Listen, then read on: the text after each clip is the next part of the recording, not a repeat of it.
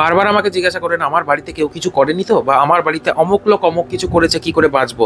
তো ভালো করে শুনুন, যদি আপনার বাড়িতে কেউ বারবার অসুস্থ হয়, যদি আপনার আর্থিক কষ্ট হয়, যদি মনে হয় কেউ কোনো নেগেটিভ এনার্জি বাড়িতে ঢুকিয়ে দিয়েছে বা কেউ কিছু বাড়িতে করেছে, বা যদি মনে হয় যে আপনার উপরে কেউ কিছু করেছে, তাহলে এই কটা টিপস যা আজকে এই ভিডিওতে দিচ্ছি 100% আপনাকে ফল দেবে। কি করতে হবে, যখন ঘর মুছবেন তখন ঘরের ওই জলে সৈন্ধব লবণ মিশিয়ে দেবেন এবং তারপর সেই জল দিয়ে ঘর মুছবেন।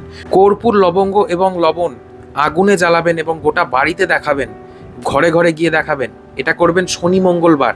এছাড়াও শনি মঙ্গলবারে শুকনো লঙ্কা, কর্পূর, লবঙ্গ, তেজপাতা বাড়ির প্রত্যেকটা সদস্যের মাথার উপর দিয়ে 7 বার ক্লক ওয়াইজ অর্থাৎ ঘড়ির কাঁটার দিকে ঘোরাবেন এবং সেটাকে আগুনে পুড়িয়ে দেবেন। দেখবেন সমস্ত নেগেটিভিটি কেটে গেছে। এবং সব থেকে গুরুত্বপূর্ণ, মুখ্য দরজায় কুমকুম দিয়ে অথবা সিঁদুর দিয়ে স্বস্তিক চিহ্ন এঁকে রাখবেন। বাড়িতে কেউ কিছু করতে পারবে না, যত বড়ই তন্ত্রক্রিয়া করুক নষ্ট হয়ে যাবে। ভিডিওটাকে অবশ্যই শেয়ার করবেন ফ্যামিলির সমস্ত সদস্যদের সাথে এবং জন্মছক আর হস্তরেখা বিচার করানোর জন্য স্ক্রিনে দেওয়া নাম্বারে যোগাযোগ করুন। বুকিং আপনাদের চলছে, রেমেডি আমরা ফ্রিতেই দিয়ে থাকি।